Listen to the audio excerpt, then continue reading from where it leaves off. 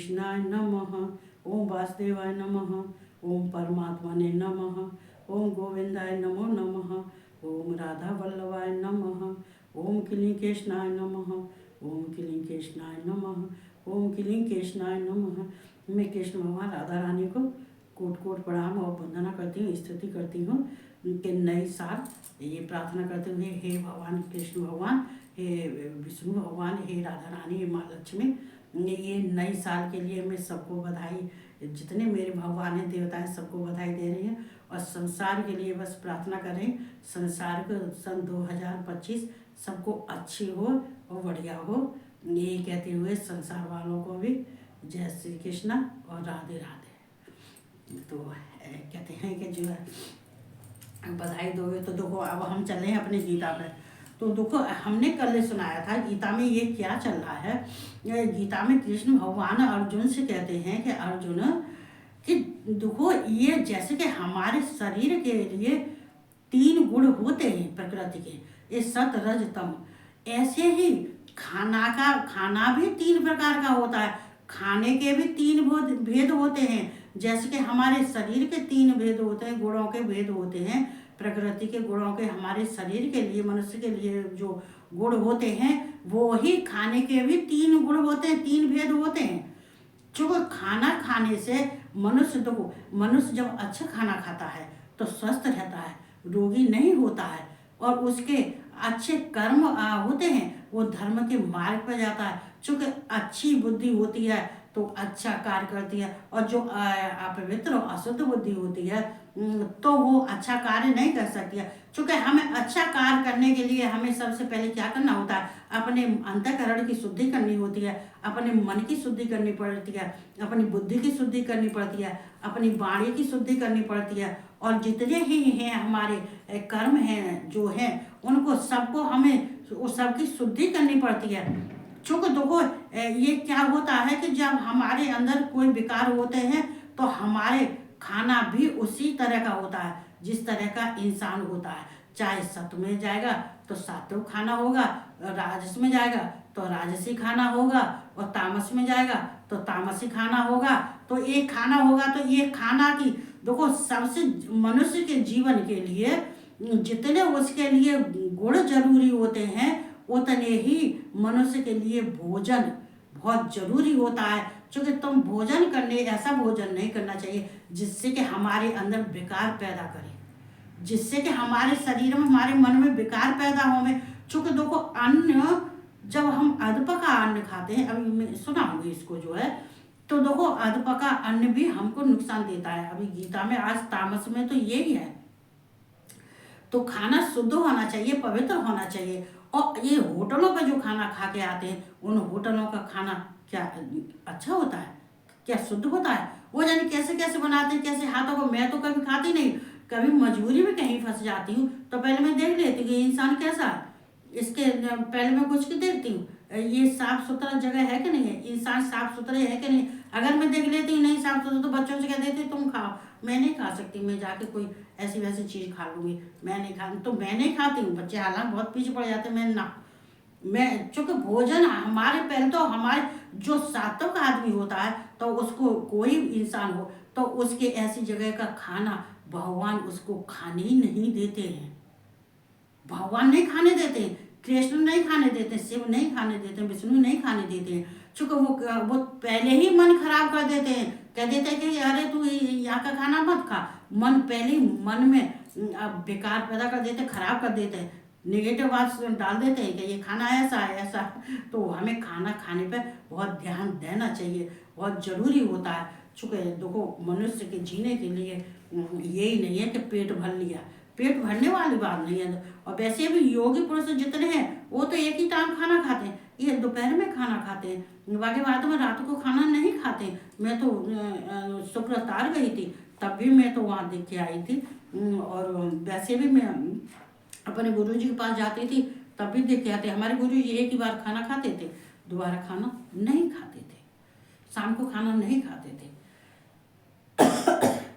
शाम को मना कर देते थे। हमारे गुरुजी कहते कि नहीं हम खाना नहीं खाएंगे।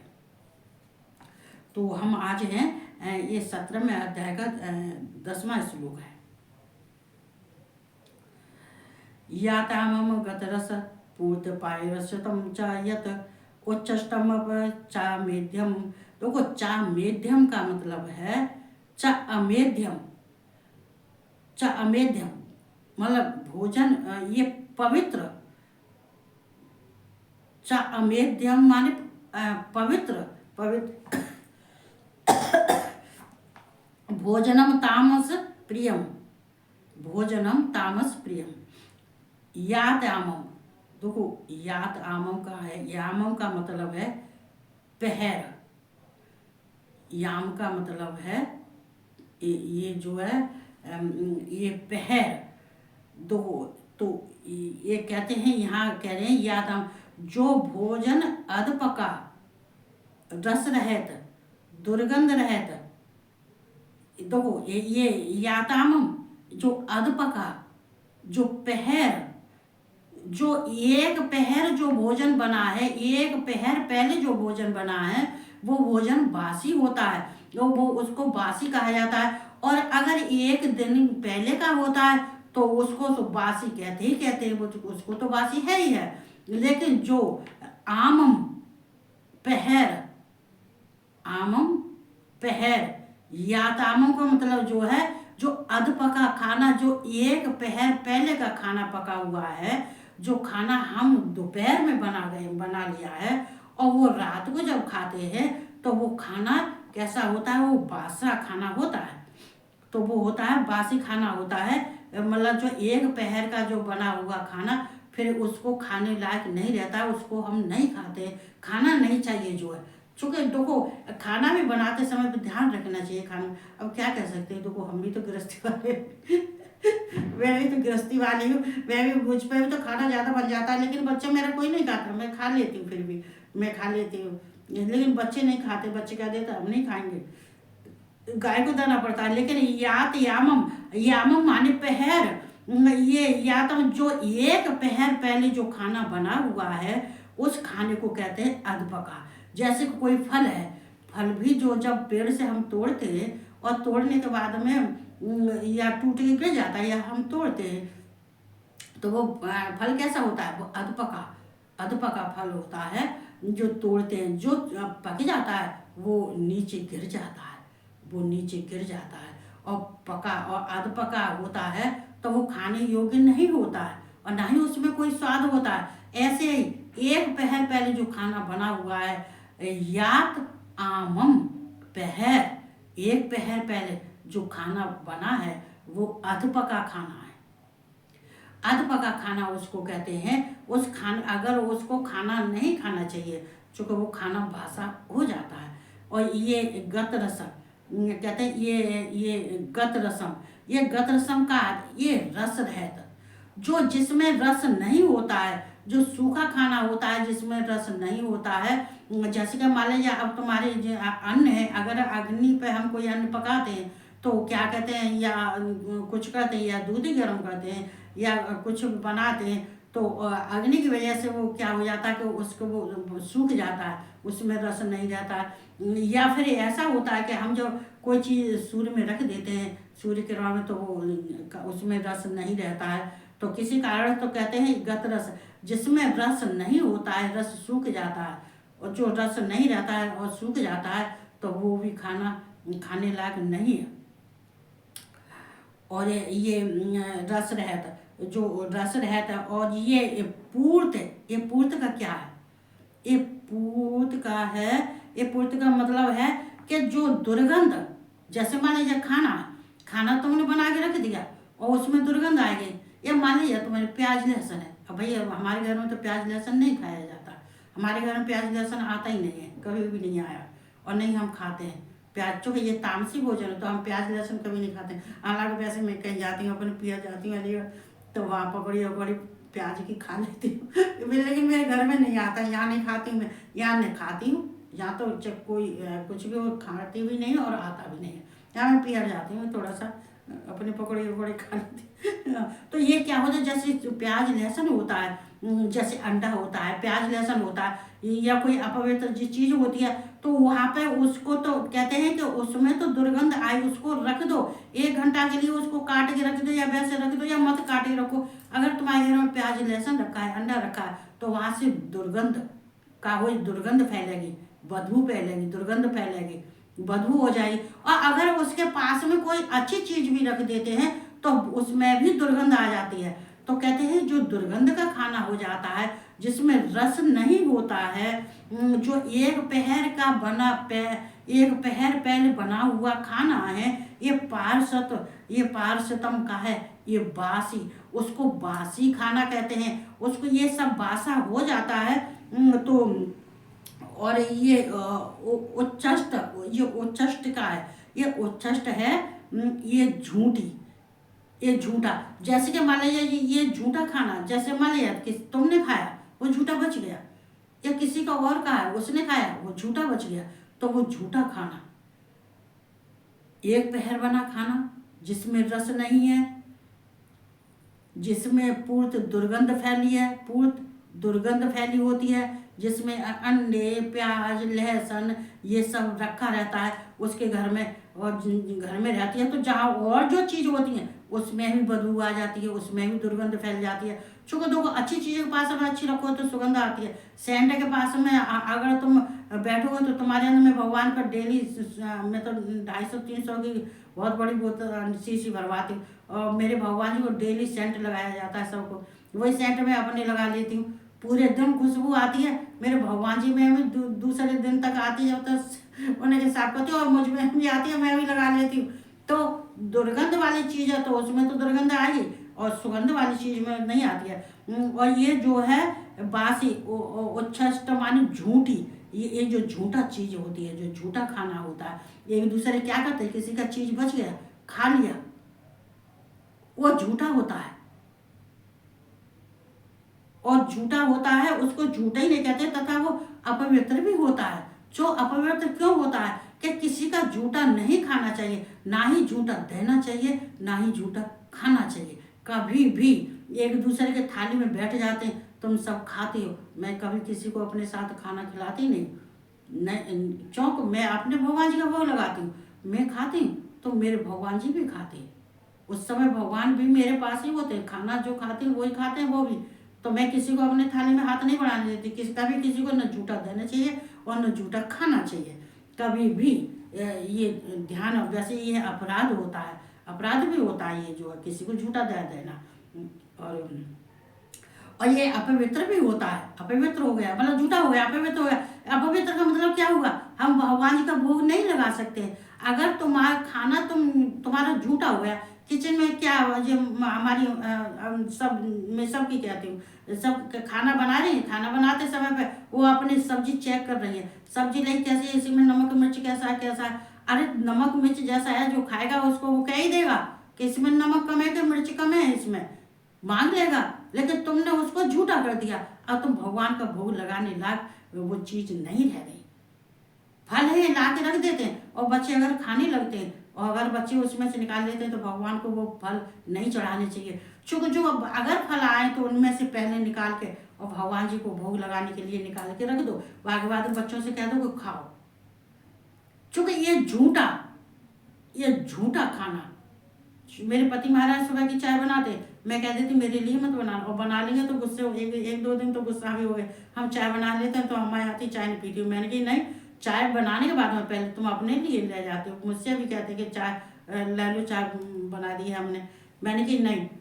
और चूँकि चाय अगर जो चीज़ बनाओ पहले भगवान को समर्पण करो, फिर उसके बाद में खुद खाओ, तो वो अपवित्र भी होता है, झूठा खाना होता है वो अपवित्र भी होता है, तो भगवान के भोग लगाने लायक नहीं होता है। वह भोजन तामस पुरुष को प्रिय होता है। ऐसा भोजन किसको प्रिय होता है, वो तामस, जो तामसी होते हैं ना। जहाँ कृष्ण भगवान कह रहे हैं अर्जुन से, अर्जुन पूछ रहे हैं तो फिर ये तुमने ये सारी बातें ऊपर बताई हैं कि ये जो एक पहर पहले बना हुआ खाना वो वासी खाना होता है, वो खाने योग्य नहीं होता है, और जो गत रसम जिसमें रस नहीं होता है, जो सूखा खाना होता है उसका रस सूख जाता है, और ये पूर्ति, तो ये दुर्गंध वाला खाना होता है, और ये पार्षद, ये बासी खाना होता है। तो ये सब होते हैं, ये उच्छष्टमप, ये जो झूठा खाना होता है, और क्या कहते हैं, ये जो है ये अपवित्र भी होता है। तो फिर ये सब बातें आप बता रहे हो कृष्ण, हे माधव, जब तुम ये सारी बात बता रहे हो, तो फिर तुम ये कैसे कह रहे हो कि कैसे तुम आप जानते हो कि ये तामस मनुष्य का। तो यहाँ कृष्ण भगवान कह रहे हैं, अर्जुन जो पूछ रहे हैं, मैं तुम्हें उस प्रश्न का उत्तर दे रहा हूँ कि जो जिस मनुष्य के अंदर जे सब बात जो ऊपर कही हुई है ये सब हैं, तो इनसे ही वो तामस होता है। चूंकि ये ऐसा सब खाना किसको पसंद है, तामसी पुरुष को ये खाना पसंद है। चूंकि तामसी पुरुष ऐसा ही खाना खाता है, ये दुर्गंध का खाता है, उसमें रस नहीं होता है, अधपका होता है, एक पहर पहले का बना हुआ होता है, वो दुर्गंध का होता है, वो झूठा होता है। ऐसे जो होते नहीं, जो अपवित्र होता है, वो उसको तामसी इंसान को ऐसा ही खाना पसंद है, तभी तो वो ये तामसी कहे जाते हैं। चूंकि ये खाने की पहचान है अर्जुन, ये खाने की पहचान होती है भैया। ये खाना मनुष्य के जैसा जिस गुण का होता है, वो उसी तरह का वो खाना खाता है। चूंकि उसका ये स्वभाव होता है, स्वभाव बन जाता है इंसान का। चूंकि कहते हैं आदत बन जाती है, स्वभाव हो जाता है उसका, जो है कि वो जैसा उसके अंदर गुण होते हैं, ये तामसी के गुण हैं तो तामसी खाना खाएगा, राजसी के गुण है तो राजसी खाना खाएगा, अगर सात्विक गुण है तो सात्विक खाना खाएगा। चूंकि उसके अंदर की इंद्रियां सात्विक वाले को खराब खाना नहीं खाने देती, गंदा खाना नहीं खाने देती हैं, अपवित्र खाना नहीं खाने देती हैं। अगर एक बार वो खाना भी चाहेगा तो वो अंदर से आत्मा बार बार मना करती है, झकझोरती है कि नहीं इसको मत खा, झकझोरती है आत्मा हमारी। ये आत्मा कहती है कि नहीं तू इसको मत खा, ये गंदा खाना है, तू अपवित्र हो जाएगा, मत खा। और ये जो तामसी होते हैं और राजसी होते हैं, ये क्या करते हैं, ये खाते हैं, ये अच्छा खाना नहीं खाने देते हैं, कह देते हैं कि तेरे अंदर जो तेरे जैसे गुण हैं वैसे ही तू खाना खा। तो भगवान भी उनके हाथों का ना ही पूजा ग्रहण करते हैं और ना ही उनके भोग प्रसाद ग्रहण करते हैं। तो ये तामसी का ये भोजन था, तो ये मैंने आप सबसे कह दिया। अब जो आगे का मैं कल सुनाऊंगी। तो इसलिए हम कहते हैं अपने विचारों को शुद्ध रखो, पवित्र रखो, दुर्गंध वाली चीज़ मत खाओ, जिसमें रस न हो वो चीज़ मत खाओ, और जिसमें जो है क्या कहता है किसी का झूठा भोजन बिल्कुल मत करो, ये चटपटा मिर्च वाला तेज मत खाओ, ये कड़वा खाना मत खाओ, कड़वा मत खाओ, ये जो है जो जिसमें चटपटा होता है, जो ज़्यादा तेज होता है, उससे दांत भी खराब हो जाते हैं, उससे आँख भी खराब हो जाती हैं। ये शराब, ये बीड़ी, सिगरेट, ये जो तम्बाकू, ये जो चीज़ें जितनी होती हैं, अब मैं तो खैर क्या कहूँ, भांग, ये गांजा, ये सारी चीज़ क्या होती हैं, ये दुर्गंध वाली चीज़ यही तो होती हैं।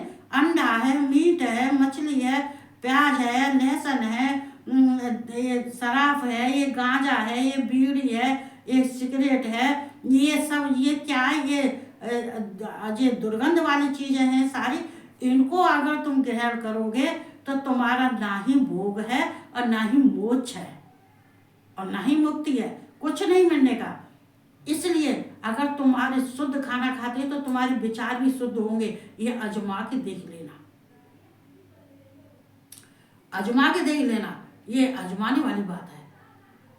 चूंकि हमारे खाने का हमारे शरीर के ऊपर बहुत असर पड़ता है, बहुत असर पड़ता है, नेक असर नहीं पड़ता है बहुत। और अच्छा, और किसी के गंदे के हाथ का खाना कभी नहीं खाना चाहिए। मैं तो कह रहे 25-26 साल है, 25-26 साल तो है ही गई है, ना ही किसी के घर का खाना खाती हूँ, ना ही किसी के घर का पानी पीती हूँ, और ना ही कहीं जाती हूँ। और जाती भी हूँ तो मैं मना कर देती हूँ कि नहीं मैं पानी पी के आई, मैं चाय पी के आई, मैं नहीं खाती किसी के घर का अब, और ना ही किसी के हाथ का खाती, अपने हाथ का खाती हूँ। मुझे बहुत साल हो गए जब से मेरे अंदर बुद्धि आई थोड़ी सी, जब से थोड़ी सी बुद्धि आई तब से। तो फिर ये कहते हुए सबको अपना अपना ध्यान रखना चाहिए। और चलो जो बीत गया वो बीत गया। सन 2025 में तो कहते हैं कि अपने को बदलना चाहिए। जब अपने में बदलाव आ जाए तो सोच लेना कि नई साल हमको मुबारकबाद दे के जा रही है, देने आई है जो है। चूँकि अपने को बदलना तब जानते हैं कि जब तुम दुनिया को नहीं बदलो, अपने को बदलो, अपने को बदलो, अपने के स्वभाव को बदलो, अपने को बदलो। जब अपने को बदलोगे तब भगवान तुम्हारे लिए कुछ सोचेगा। तो ठीक है, इतना कहते हुए सबको जय श्री कृष्णा और सबको राधे राधे और सबको हैप्पी न्यू ईयर। चूँकि मैं फ़ोन किसी का मिला नहीं सकती और मैसेज में लिखना नहीं जानती हूँ जो मोबाइल पर मैसेज मैं नहीं लिखना जानती, कहाँ से निकलते हैं जो मैसेज, कैसे लिखे जाते हैं सो मैं नहीं जानती जो, और मैं समझाने की कोशिश भी नहीं करती, और कोशिश भी करेंगे तो कोई मुझे बताने वाला नहीं है। इसलिए सबको गुड नाइट और सबको राधे राधे और जय श्री कृष्णा और सबको बधाई।